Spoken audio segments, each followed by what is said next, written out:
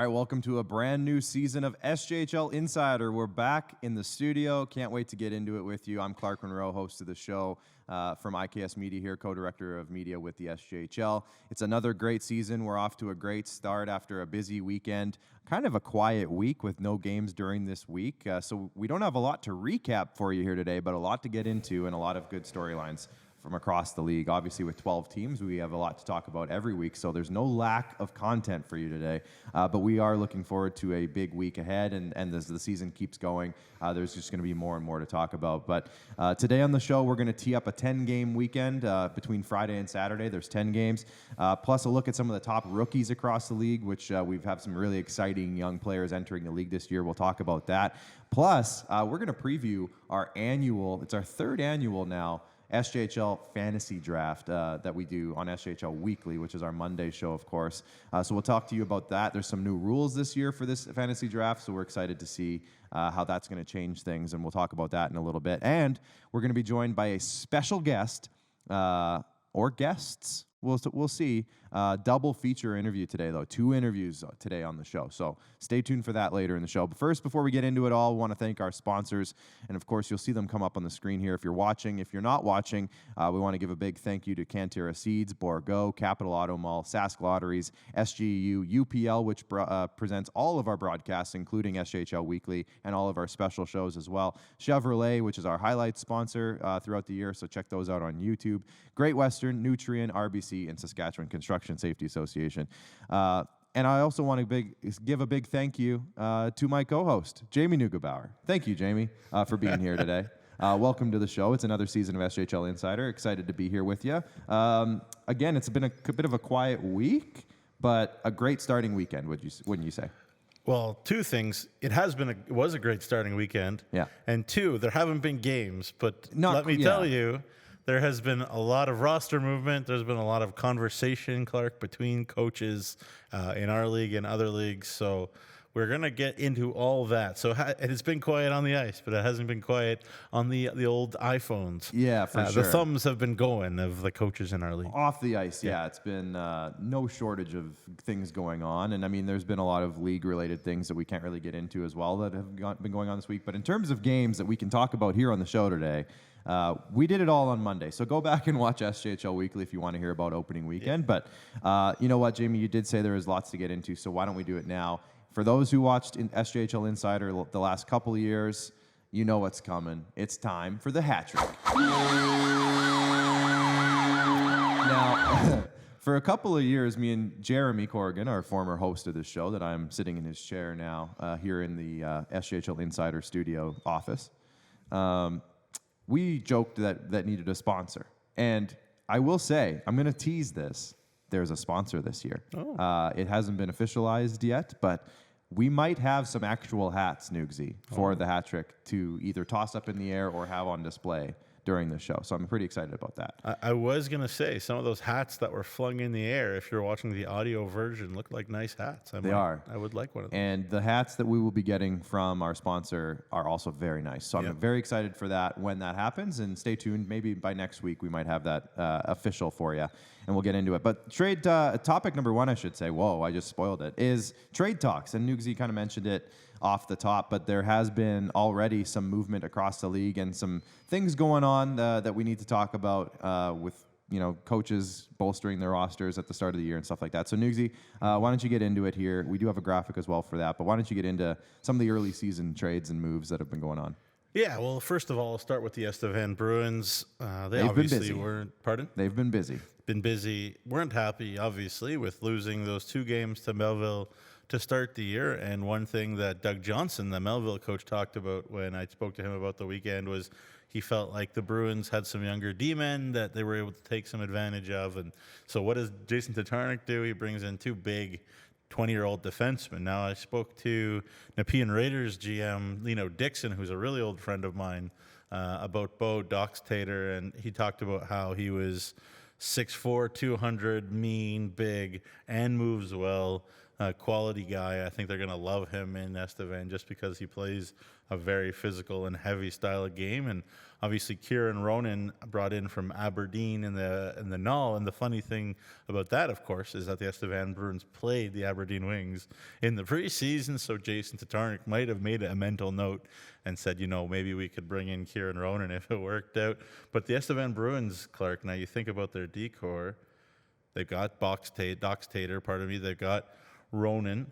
They have Caden Krieg, who's 6'3", Kalen Whittingham, who's 6'2". They got Jag Taylor, who's 6'3". Like, they are a huge. Yeah, Owen Simmons all of a sudden looks pretty little back there. Yeah. But it's one of the things that we kind of talked about with Estevan, and we've seen this before from Estevan with Jason Tatarnic. He doesn't like to wait around. He likes to get his moves done early. And not be a guy who waits till the last minute. He likes to get his guys in there and let them grow the chemistry over the year. We've seen it year after year with Jason.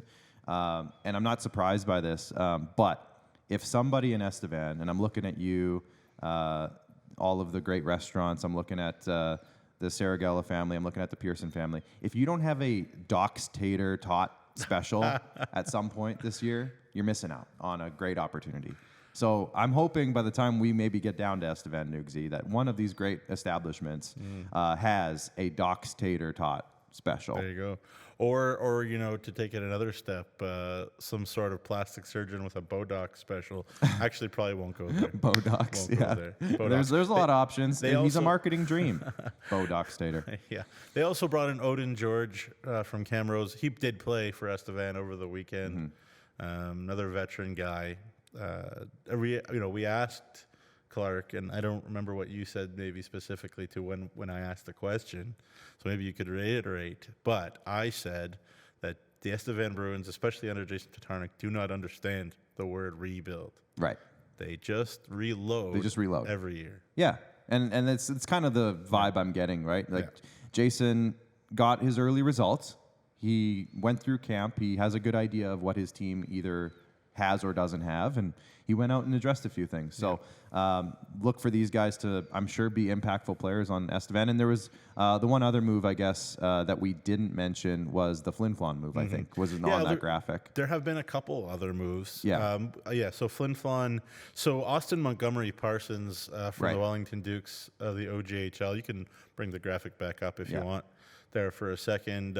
He's been with the Bombers in Flin Flon. He was there in the preseason. They just needed to kind of make that He's move. the one on the bottom right of the Done. pictures there. Yeah. So, the Wellington Dukes in the OJHL, great organization, by the way. Been there in their rink many times. Really, really nice rink.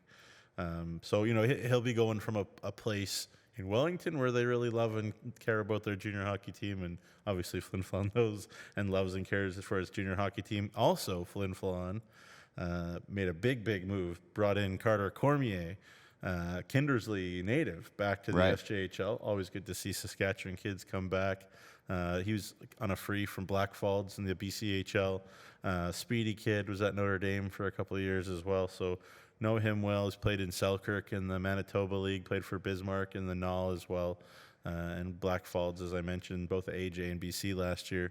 But again, another big-time veteran weapon for Mike Reagan to throw in. He's starting to like his veteran group for sure there in Flin Flon. And then kind of the last move that we want to talk about, I think, unless you wanted to talk about Flin Flon being old and experienced, not a big surprise. Yeah. I mean, Every year. Flin Flon, like we said, I mean, this was part of our preview shows. This was part of the preseason, the season preview, the SZN season previews, Nugsy, that everyone loved the hashtag, by the way. I got a lot of good feedback on the season preview hashtag. But one of the things we talked about with Flin Flon was, and this is also some of the conversation from last year, was they've been there now. Mike Reagan's been there several times. He knows what it takes. And I don't get that. I don't get the sense that last year sat well. So that he had some needs he wanted to address, bring in some vets that fill those spots for him. And he's, again, kind of in the same vein as Jason Tatarnic. He's doing it early so he can, because if you remember last year, and this is just a personal observation here, but last year they made all their moves at the trade deadline. They made quite a few anyways, I should say. They didn't make all of them, but quite a few. And the conversation was, I hope it doesn't mess with the team chemistry. Well, guess what? He's getting it done early this year. He's bringing in some veteran guys early this year, and he's getting that out of the way so that these guys can start building team chemistry, building their roster, all that stuff. And, we all talked about how we think Flin Flon could be. There isn't an early season, dominant team was one of our topics of discussion on SJHL Weekly. Go back and watch it. But this could be the start of maybe Flin Flon establishing themselves as that team early in the year. But we'll see how these guys fit in and how they contribute, and we'll go from there. Yeah, I mean, just a quick thought. Obviously, a lot will depend on Kenneth Marquardt. Yeah. It's too small sample size to say, is there something wrong with Kenneth Marquardt from from the first two? I'm not saying there is. I'm just saying. I'm not saying. Anyways, my point also is that, so to counter kind of to what you're saying, the Flin Flon Bombers, and I was talking to Mike about this actually today, he loves his young rookie core, and we could talk about that's coming up. But talking about he loves his young player core. Right. So either he has a barrel full of kids that'll develop and help this team and help them go far in the playoffs, or later in the year they have opportunity to add more pieces, because again, they probably will, if we're being honest, then they have pieces to deal. And obviously that's not part of the selling that Mike Reagan will have to any of these specific kids. No. I'm not suggesting any of those kids, but to have a barrel full of young kids that you like is a good thing, because then it's easier to sell a kid that you like to another GM somewhere else and say, hey, we'll give you this young kid and this young kid and give me your great 20-year-old or whatever. Yeah.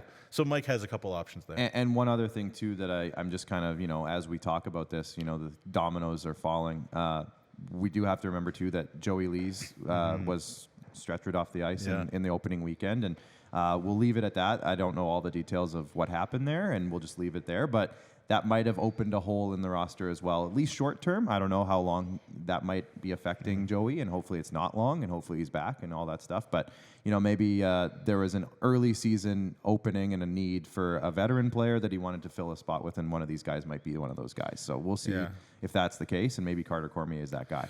I tell you what, Flin Flon has a lot of irons in the fire, lots of places for more players. So Mike is going to have to make some interesting decisions on these young players when those guys are all ready. And hopefully that includes Joey Lees. Yeah. But team to watch for sure in terms of the movement, which we're not surprised about. We kind of called that early on, and that we knew that, again, I said this earlier, but in my chat with Mike Reagan in the season preview, I said, aside from a championship, Mike, and he stopped me there. He's like, no, that's the goal. The championship is the goal. There's nothing else to it. So he's driven, and I don't blame him. Let's move on to topic.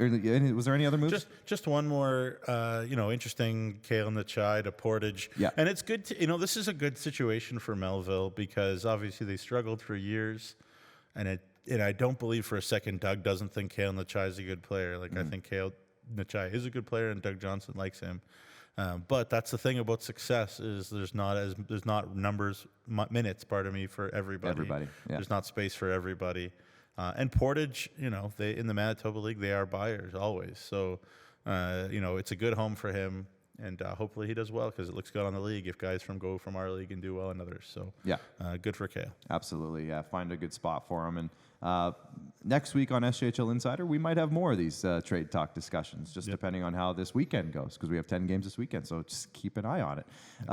Topic number 2 for the hat trick, we're going to talk about some of these great rookies that have established themselves already and look to be big impact players for their teams this year. So, guys, if we can bring up the early season top rookie scoring guys. Now, just one quick one.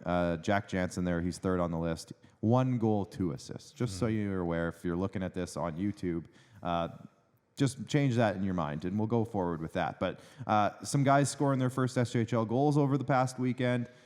Some guys making some big impacts. A couple of guys that you saw firsthand, actually, on this list in Notre Dame and Humboldt. So I guess let's go into it. Rookie scores. Who are you interested in seeing this year? Yeah. So again, don't get mad at me or whatever. I can't cover every rookie that did well in the opening weekend, because it was a lot. There were 14 different goal scorers that were rookies to start. That's up by 3 guys from last year. There were 11 rookies that scored a goal in the opening weekend last year. So 3 more is good. good to see young bucks get opportunity. The first team that I want to talk a little bit about is the Nipawin Hawks, and we knew that young guys would get some opportunity.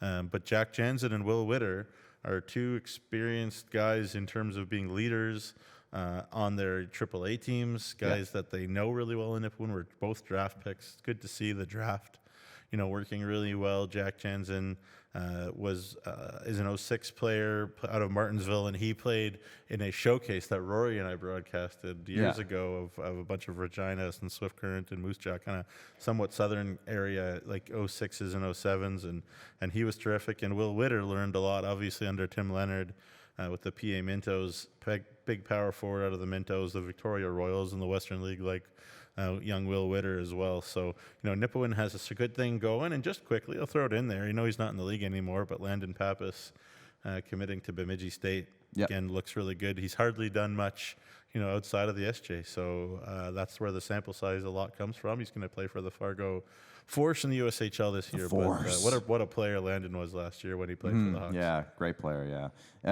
one of the big things that Tad Kozin really drove home in his season preview chat with me was, we're going to be young, but I'm really excited about these young guys that we have coming in because they all have Tad's fingerprints on them in terms of the SJHL draft and guys that he's brought in. So this is now fully Tad Kozin's team after taking over from Doug Johnson a couple years ago.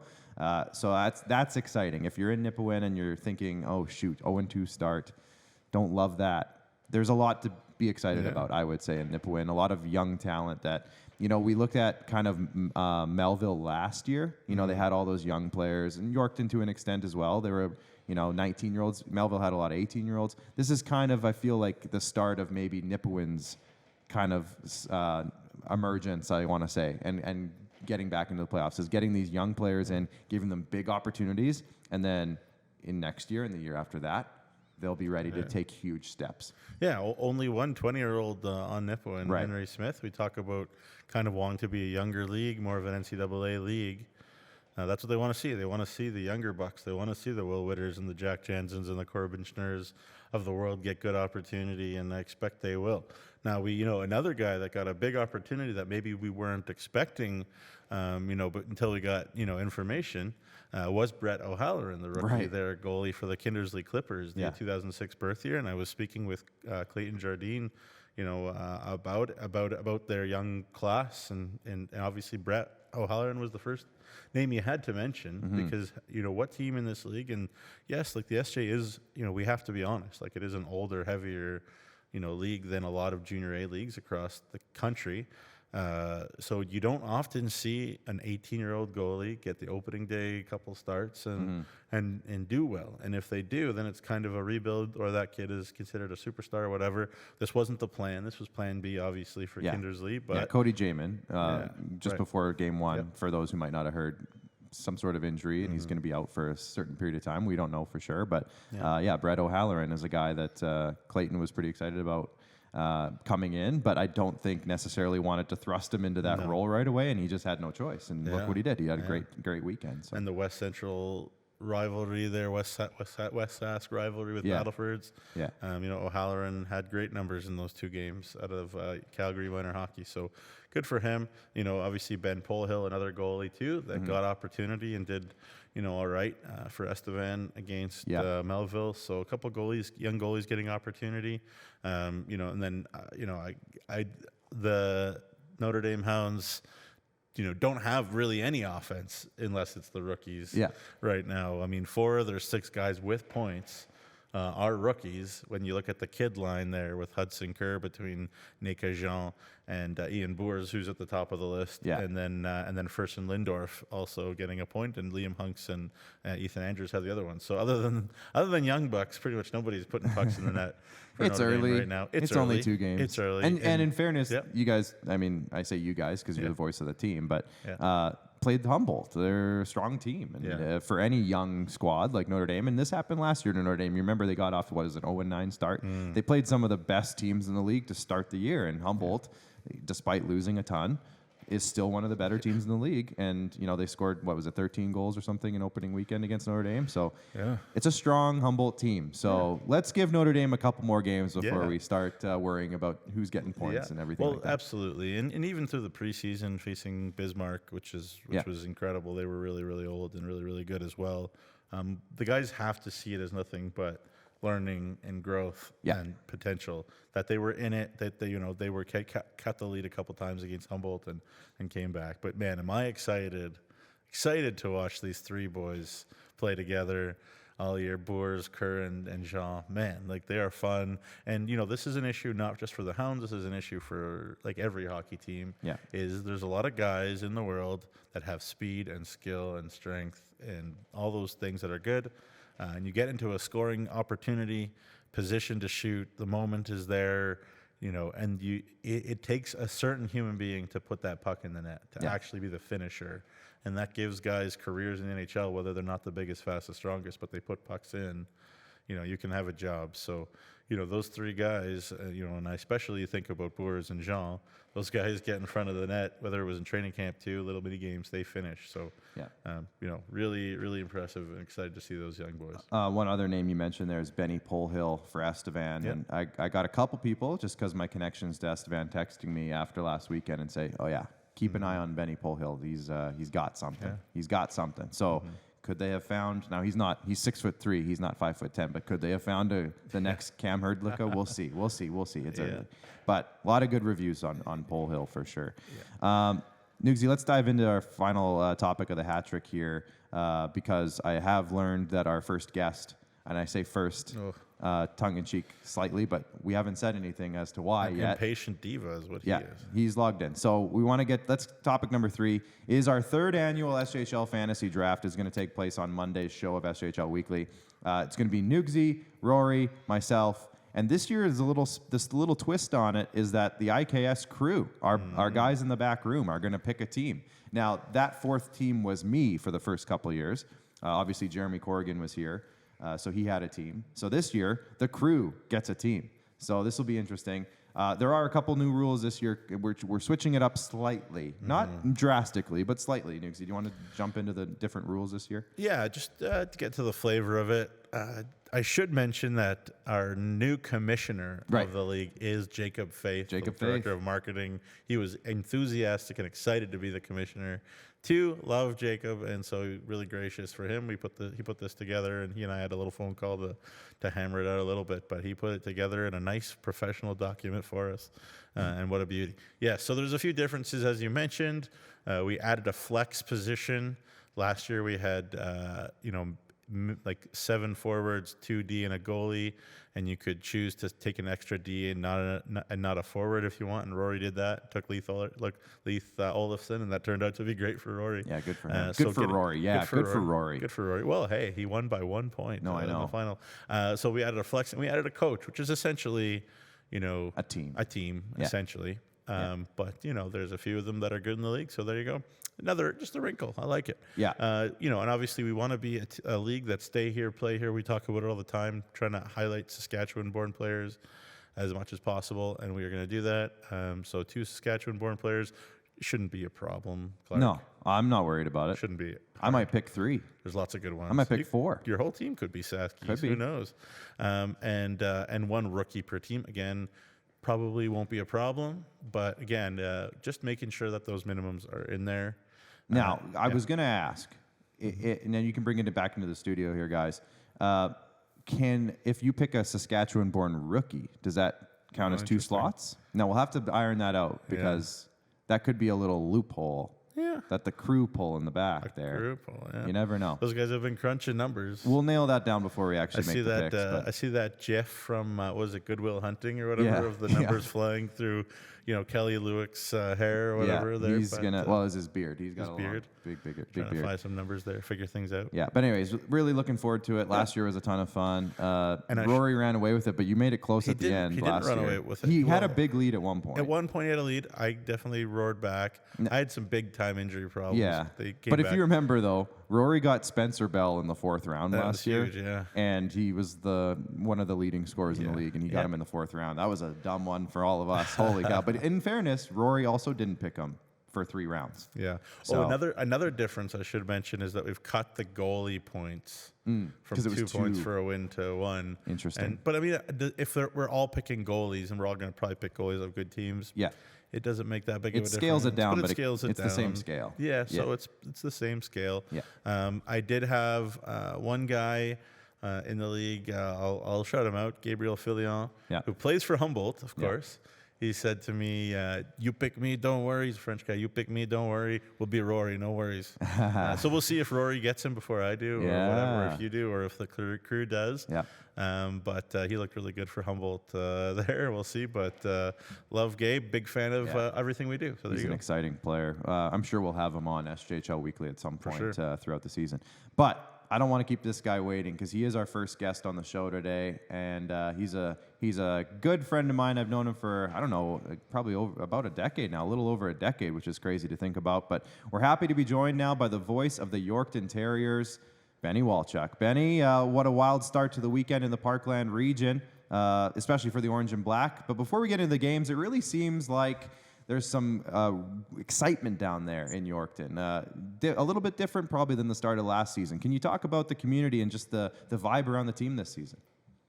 First off, Clark, you look pretty good in that big chair compared to Jeremy last year. So I give you props. Thanks for showing up to our first chat this year, which is great. So oh darn. He's calling me out. He always calls me out about something.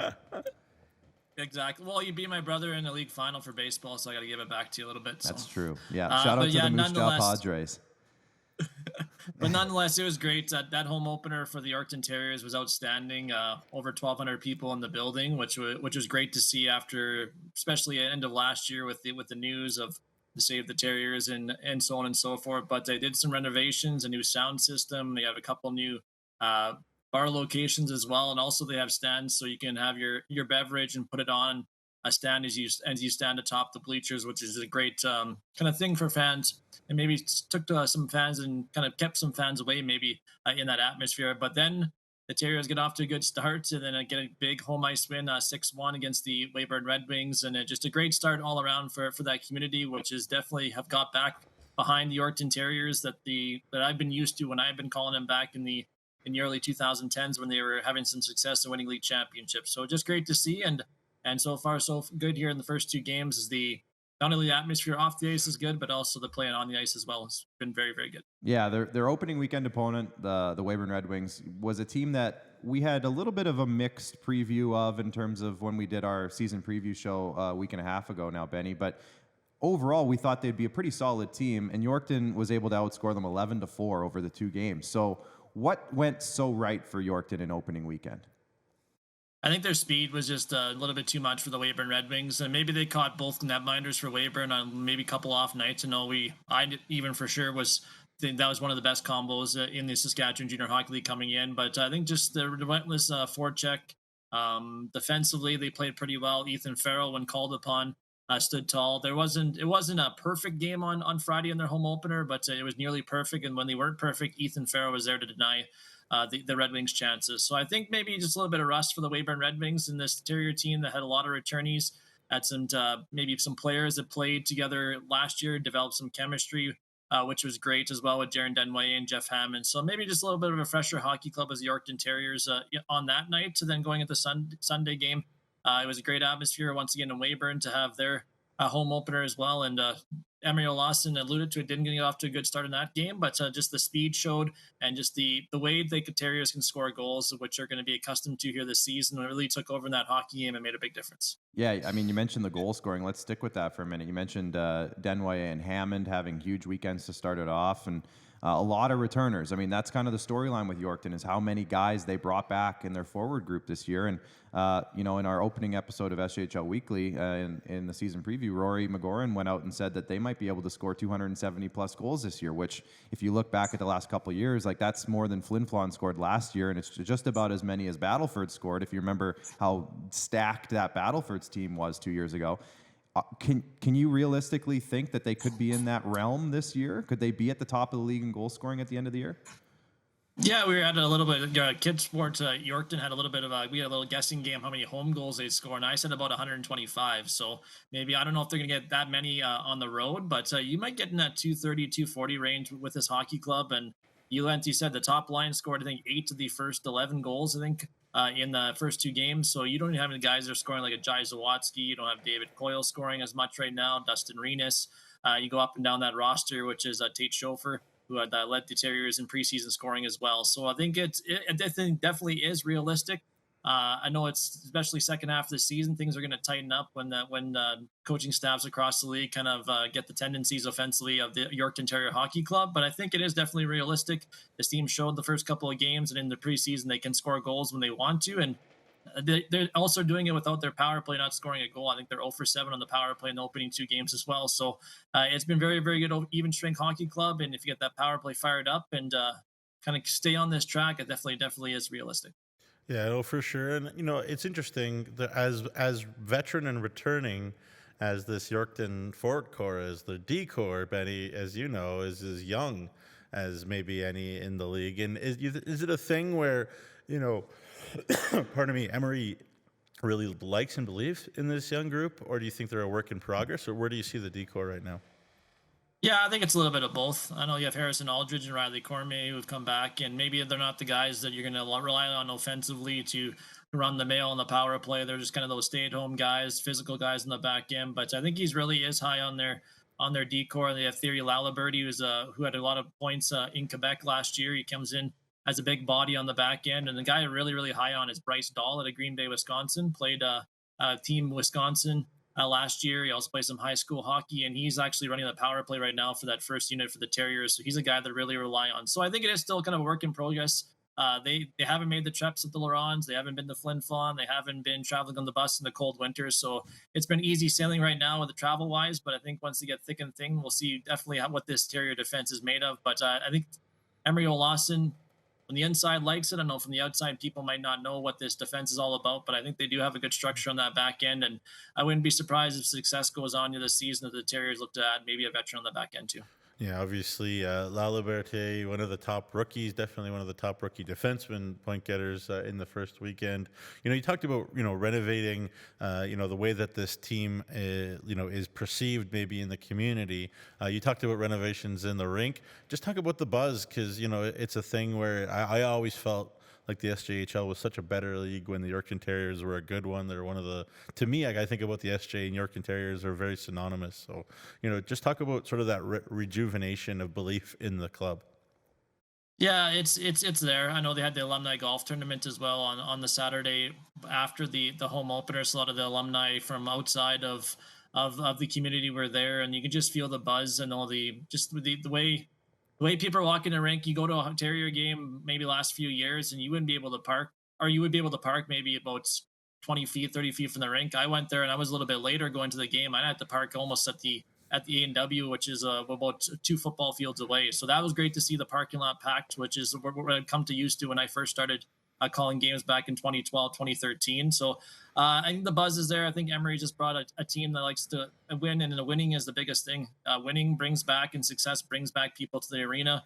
They definitely did have some kind of sores to kind of work out with the community, but I think with their marketing staff and with their public relations staff, they're doing a good job with the sponsorship wise and bringing those guys back in the arena, having some incentives as well, having some games, and the game day atmosphere is a big thing too. So I think it is, the buzz is back, but like I said, I think any place in junior hockey, if you're going to be successful like the Terriers have here, towards even the end of last year where they had pretty good success, and then going into this year, I think the fans will keep coming back once they have success in the ice. Yeah, one thing I was talking to Coach Olausson before the season started. I just asked him kind of straight up, like, you came in pretty late last year. I mean, there's no going around that. Like, he came in with like 2 or 3 weeks or something before the season really started. So he didn't really have a chance to do any preparation whatsoever. Do you get a sense of calm from Emery in your talks with him so far this season? Is it just an entirely different feeling around him this year? Just probably, I'm guessing, just less scrambly, I would think. Yeah, exactly. Like, you come in about maybe a week before training camp. Your family's still across the country. You don't know where your kids are going to go to school. You don't have a place to live, and they've been able to spend a whole year. They've been able to spend a whole summer in their home. Their kids are getting friends in the community. His wife Lauren is getting acquainted in the community as well. So it's just being more prepared and being more relaxed, I think, is the biggest thing. And having his scouting staff during the off season have a chance to get his own players in there, which is great as well. And yeah, I think it's just a much more relief. I know talking to him before last year is I knew kind of him a little bit before when he was with Flin Flon, so I knew of him, but I didn't know too much of him. And it seems like even this past summer, got to know him a little bit more as he was kind of easing way back into playing some golf away from the rink as well. So definitely is a much more calm Emery Olausson, and through the first 2 games, it's much more calm. But we'll see if when the maybe the adversity kicks in, to see what Emery's going to be like. Yeah, for sure. And to that point about the community and Emery, it says something, guys, when even though the Terriers did not make the playoffs, they still gave him an extension. Like, that means that the community really believes in him. So they believe that Emery's the answer. It seems like for a while that's what they said with an extension. Last question for me. The numbers are the numbers. You can't deny what Jaron Denoyer did in the first couple games. They're as dominant as anybody in the SJHL that I've seen in a while in terms of the first 2 games of a year single-handedly. Just talk about feeling of Jaron as being named the new captain of the Terriers and what he'll bring both on and off the ice. Yeah, Jaron, I've called hockey for a long time, and Jaron's probably one of the top 5 best people I've met during the game. He's he scored 4 goals after the game, and I got the chance to take the picture with the 4 pucks, and he's like, "Yeah, we'll do it for sure." And before I even say, "Hey," he's like, "Benny, how's your summer?" He's asking me how I'm doing, how's everything going the off season. He didn't care about he just scored 4 goals about 10 minutes ago. He's asking me about that summer. So just a terrific kid off the ice, and he's a guy that's is vocal, maybe not the intense vocal as some captains, but he's a guy that leads by example. He's shown the first 2 games, and just a great human being, and he's going to be a good leader for this organization. Both on and off the ice. He gets the boys in the community, goes to the schools, goes to the minor hockey. And I know coming from Fort McMurray, he was kind of looking for a fresh start, and Yorkton Terriers and Emery Olausson gave him that, and he's taken that and running with it right now. So he's a great leader. Jeff Hammond's come in great shape. He's another leader as well to complement Jaron on that top line with William Leonard. But it was great to see Jaron, to see his work pay off from the off season early on this season, and I wouldn't be surprised if he doesn't sustain this throughout the season. Maybe not the 4-goal pace or the whatever he's 220 goals he's been projected to score right now through the first 2 games, but he's just a terrific young man off the ice, and he's been a great player. And if you're a school watching this right now, not only is he a great player, but he's a great kid and a smart kid off the ice. So definitely got to keep an eye on this season. That's awesome. Benny, don't go too far, but thank you for joining us for this block of the interview here, and I'm sure we'll be seeing each other before too long. Sounds good, guys. Take care. All right. That was Benny Walchuk, voice of the Yorkton Terriers. Now, we are awaiting a special second guest, and I'm very excited about the second guest as well. I'm going to let Director Bryce in the back just give me a thumbs up when we're ready to go for that second guest. But we, there's so much to be excited about in the Parkland region, and Yorkton's a big part of that, obviously. But there is another part of it, too, in that Parkland region, and I'm sure we'll hear about that shortly. But, it's a great start for the Yorkton Terriers, I guess. Yeah, no, absolutely. Look, they are a community hungry to watch their Terriers win. Benny and I were both, talked about this before, both at the same RBC Cup that the Yorkton Terriers won the last time an SJHL team did win the Junior National Championship. Yeah. So they're hungry. They're used to winning. They haven't for the last number of years. But Emery seems like the right guy to bring it to him. Yeah, absolutely. And excited to see him feeling more comfortable. That's last year's storyline of him getting there so late was pretty crazy. Are we good to go, guys? All right, next guest is ready to roll. Let's go to him now. We're pleased to be joined again by Benny Walchuk. Benny, we planned this. This was planned. He is wearing a new outfit, and we're good to go. Voice of the Melville Millionaires, Benny Walchuk. Such a different guy. Yeah, I mean, totally different. I've been looking forward to this interview since our last interview. We've missed you, Benny. Where have you been? Where have you been? Benny, again, we can't talk about the Terriers without talking about their Highway 10 rivals, the Melville Millionaires, also off to a great start. And in a similar vein to the Terriers, a lot of momentum was built up last year. Obviously, Melville finished 5th last year, whereas the Yorkton missed the playoffs. But we kind of felt a bit of an upward trajectory. And Doug Johnson's first year at the helm in Melville, it seems like it's carrying over. But is the Highway 10 rivalry back in full force? Would you say that's a fair assessment? Yeah, it is. This is the Highway 10 rivalry I'm used to when I grew up watching games, being a fan of the Millionaires growing up here in Melville. So it's great to see the two communities. It kind of gets me back to 2014 when these two teams played in the final, which was a great atmosphere, great to see packed buildings. I think the game in Melville in particular, I think there was 800 people there for a preseason game, which was great. There was some scraps, there was some arguments in the crowd, so that's what you get used to when you're a Highway 10 battle. So yeah, it definitely is great to see both teams kind of back away on the upper trajectory, back up the SJHL standings. So yeah, it's great to see that, and we'll just see how it unfolds here with their first Highway 10 battle in the regular season, just a few weeks time. But Benny, the number one question I wanted to ask you this whole time really is, now that the rivalry between Melville, where you're from, I believe, and Yorkton is as spicy as it's been in a long time, are you a little bit more nervous that people are going to be like mean to you and yelling at you and stuff? Like, Favoritism. I don't know what the history of the broadcasters in the two clubs, if have been the same guy before, but are you a little nervous that you're going to be vandalized, your car is going to be keyed or anything like that? No, I think I'm used to it by now. The first couple of years when I first started, maybe, but yeah, I think I've gotten to know the communities of both sides um, better, and I think know the people, the public, and the Terrier fans and Mills fans. I think they know I'm kind of down the middle, neutral. So I like to cheer for both sides. Is it going to be great to see if the Millionaires can win a league title? Absolutely, but it was great to also see the Yorkton Terriers and be along with them when they won the national title as well. So I think that's kind of thing is behind us right now. But who knows? Maybe if these guys meet later in the season, if they're battling for top spot in the division or in the playoffs as well, maybe we'll get that out. But I think I'm pretty safe, hopefully. Benny, is that a Prairie Proud hat that I see you wearing? It is, yeah. Yeah, my good buddy Cole Thorpe is putting together some stuff. And earlier in the show, I kind of teased that we had a new sponsor for our opening segment called The Hat Trick. And it's just kind of funny that you're wearing that hat. I'm not going to say anything else until it's official and on paper. But back to the hockey talk, Benny. Some big returners. Caden Drury, obviously. Jaden Yogan has been talked about a lot. Brendan Olson's off to a great start. Can you give us a recap of those two games and kind of the impact that those players, but also anybody else you want to mention? Just against Estevan, obviously getting the 2 wins on opening weekend.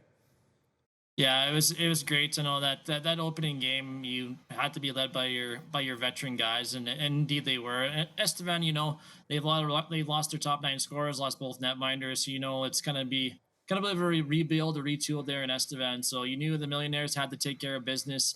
Got out to that early lead, and then Estevan tied things up, and they were able to rely on the top line of that night in Ryan Rothke and Caden Drury to kind of lead the way. And then going into that Saturday, it was great to have they always have a season or home opener barbecue outside, presented by a local dealership here in Melville. So that was great to have everybody out. And then you pack the barn with almost 1,200 people, and you get out to a 4-1 lead and halfway through the second period and get everybody amped up into it, which was great too. So it was one of those things. You knew this Millionaire team would be very good defensively under Doug Johnson. They'd be able to skate, but we just weren't sure, or the team wasn't sure where the goals would come from. And early on, they're coming from guys maybe you expected, or maybe Doug Johnson expected with Ryan Rothke or something like that. So it's something that the Millionaires, are they going to have times where they're going to struggle to score this year? Absolutely. But are they going to keep it under the net more?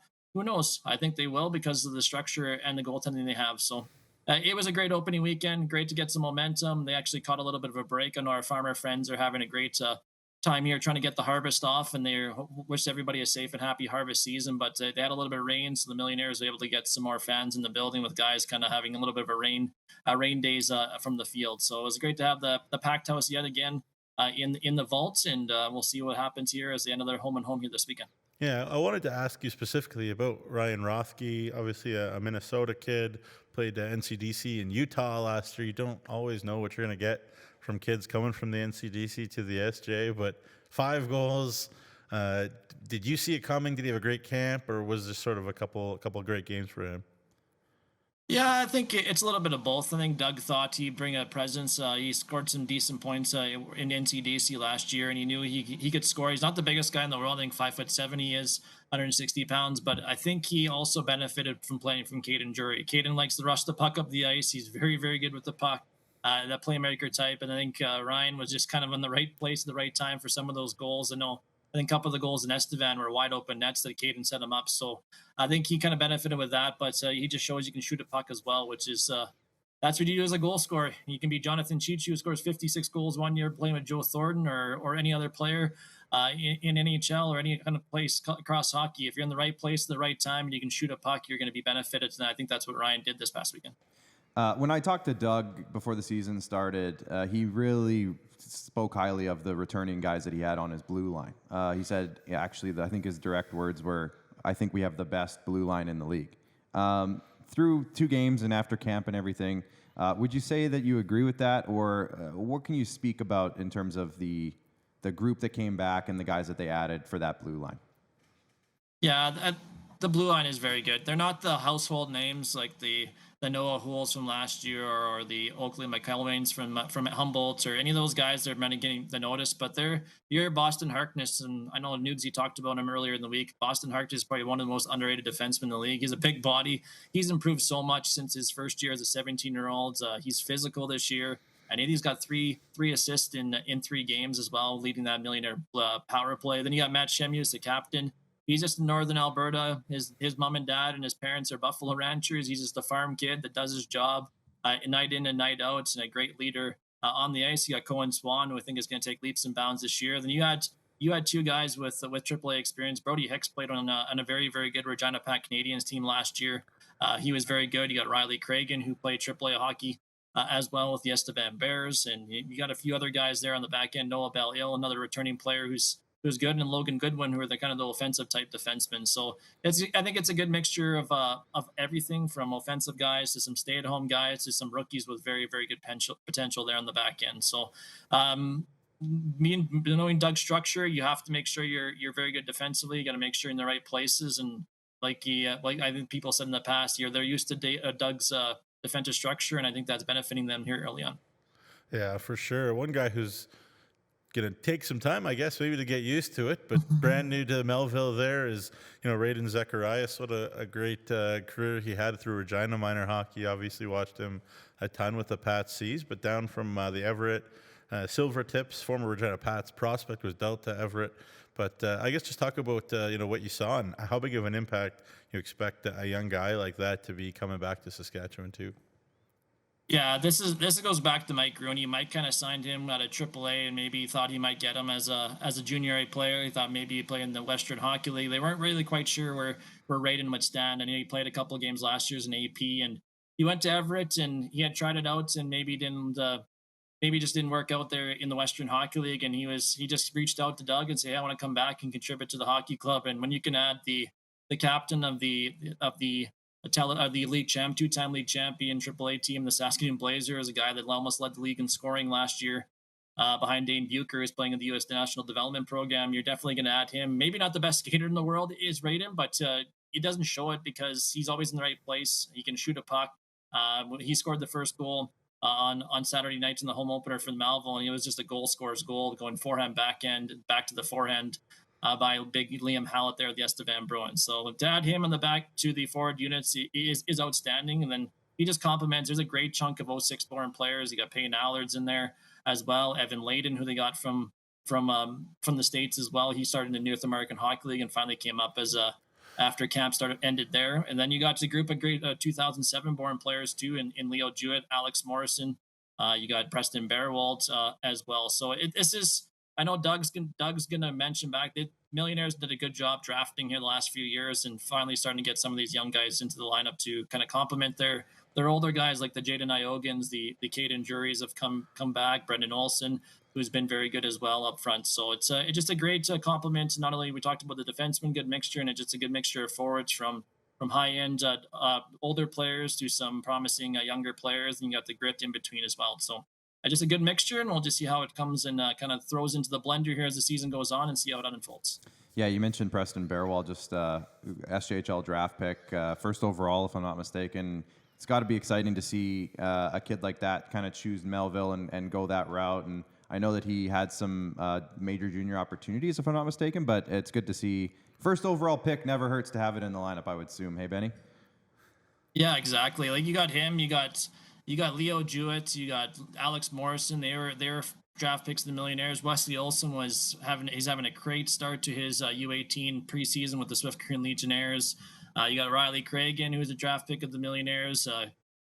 Jake Breltz is on the roster as well. He's another draft pick. So a lot of these guys have come in, and you got to give Millionaire scouting staff the last number of years, not only under Doug Johnson, but Mike Rooney and his coaching staff, to bring in some great quality Saskatchewan players. I think they have 11 or 12 Saskatchewan players in their roster. So I know it's kind of the stay here, play here, and the Millionaires have been a good model of that. And then you always have to compliment the mixture of other guys as well from Alberta, from BC, or from south of the border too. So it's just a great time right now in Melville. But Doug Johnson, you guys know Doug Johnson for a long time. He's not just pleased to be 2-0. He wants to get better and better each and every night. And it's 2-0 is probably, there's still some things to work on, of course, but I'm sure he'll be, I don't know if he'll even be satisfied if he's 56-0 or 54-0. So it's a guy that always wants to get better and better, but that's what makes him such a great coach. Yeah, I remember last year in our last interview with him, I can't remember when it was, but it was at the end of the year. And we said, you know what, Doug, good season for you guys. And he's like,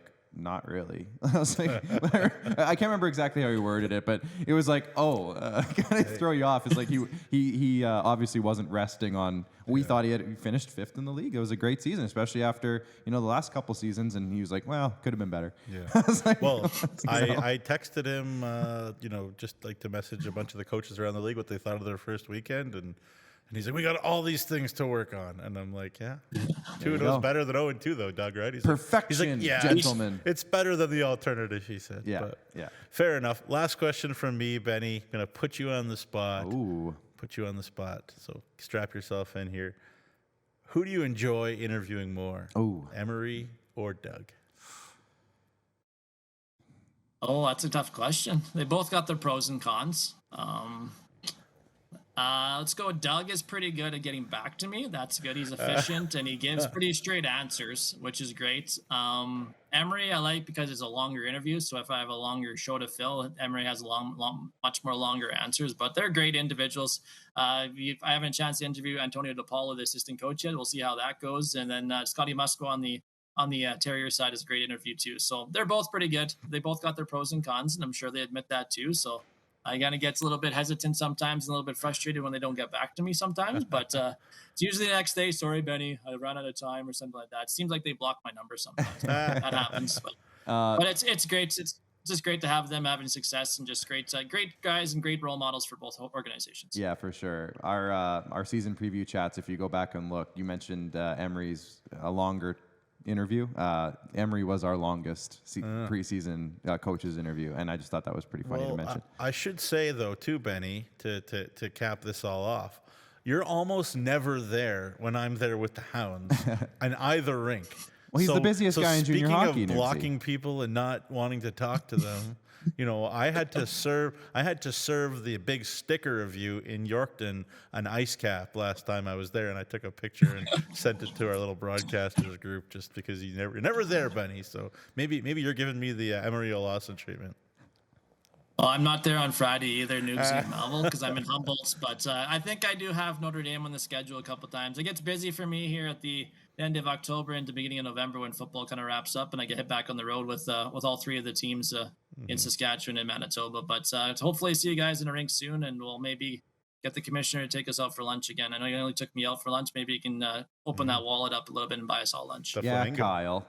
I got to get down there. Obviously, it is one of the closer vicinity places to get to, so I want to get down there and check out both those teams. And Benny, we'll see you at the rink. Whether you're there or not, we'll find a way.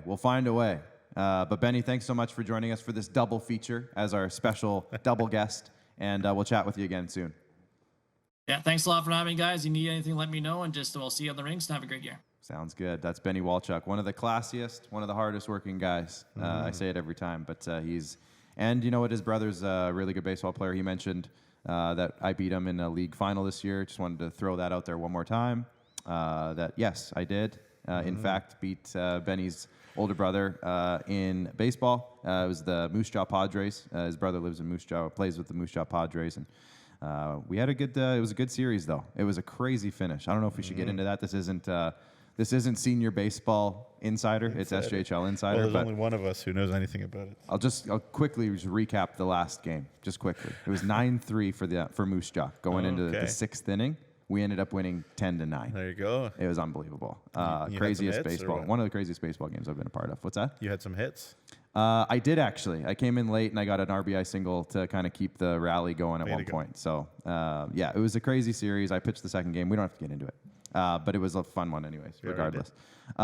Final notes before we go. This is that wraps up the show. We're getting to the end. So, is there anything else you want to get to before we look at the schedule for the weekend? Oh yeah, I was about to talk about the schedule for We the can weekend. get into I'm that. really excited for this draft. I love the draft. Fantasy draft, yeah. Fantasy draft. I think it's a great, fun way to highlight players around the league. And I don't, like many things we do, and I don't want to pat ourselves on the back too much, but I feel like we do a lot of things media-wise as a league that other leagues aren't. So other leagues, figure it out. But fun times. Yeah, we're having a I'm blast excited here. to have the crew as well. The crew is going to be an interesting wrinkle to this. Well, whole thing. they watch so much hockey. Like they watch so much of the SJHL. Now, I'm going to say this off the top. Like Kelly Lewick is going to probably be running the draft for the crew with our director Bryce and whoever else wants to be a part of it with the crew. Kelly watches more SJHL hockey than probably any of us. Yeah, because he cuts 100%. all the highlight packages And, over the Bryce weekend. does too. Well, Bryce during the does week. too. Cuts highlight packages, but Kelly cuts the weekend ones, which is usually the 5 game nights or 6 games, depending on who's playing. So he watches a lot of the games. He sees a lot of the action, and he's going to know a lot. And I'm kind of nervous, actually, now that I say it. So give me your prediction for the first overall pick. We don't know who first it overall is, pick? who's going to have it. But Well- what's your prediction?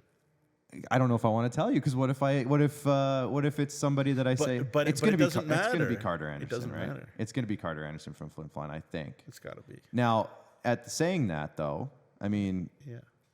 he's not at the top of the leaderboard in scoring right now. So there's always that little wrinkle because there's going to be 3 or 4 games played by the time we do the draft for every team. Yep. I remember last year, and I don't mean to call anybody specifically out, but I'll call out Jeremy. He picked. Now, do you remember I don't Trevor? want to call anybody out but Jeremy. Jeremy, because he's not here to fight back. Sorry, Jeremy.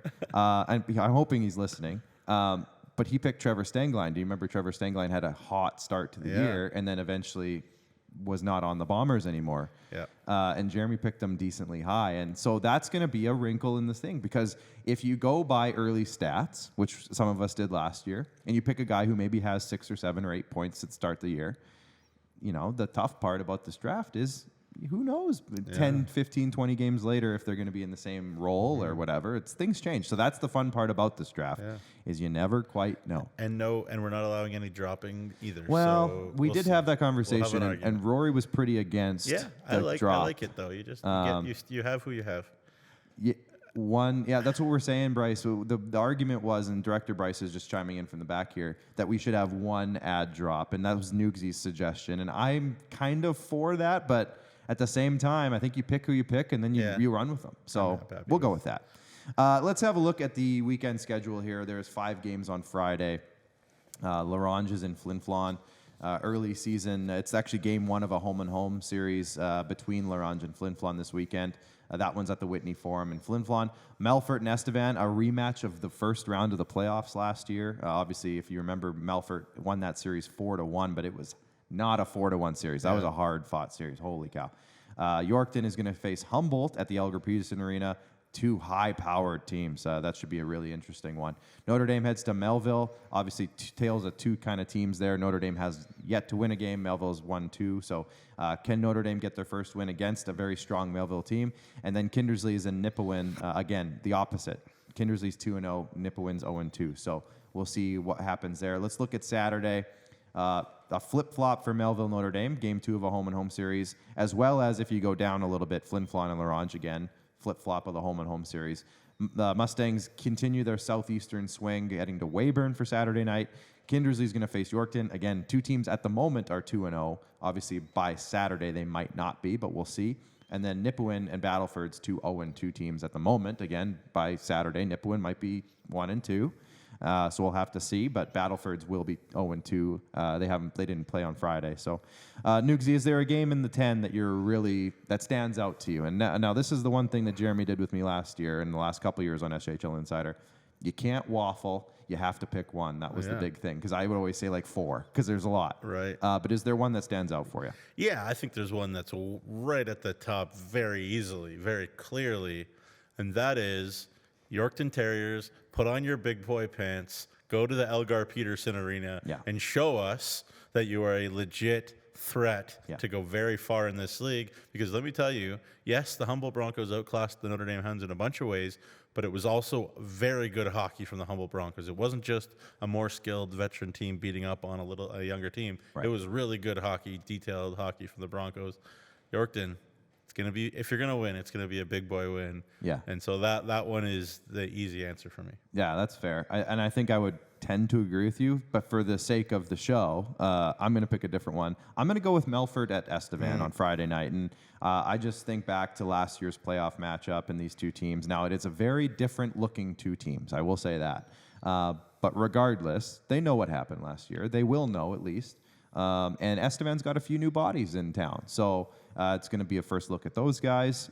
It's going to be a look at playing a very strong Melfort team. They got off to a strong start. So that's the one I'd pick. Not that there's a ton of storylines outside of the whole playoff rematch type thing, but I think that's enough. And I'm going to take that one. Well, I should say the best version of Jason Tatarnik, the best version of the Estevan Bruins we've seen over the last number of years is the Estevan Bruins with a chip the size of a Cadillac on their shoulders.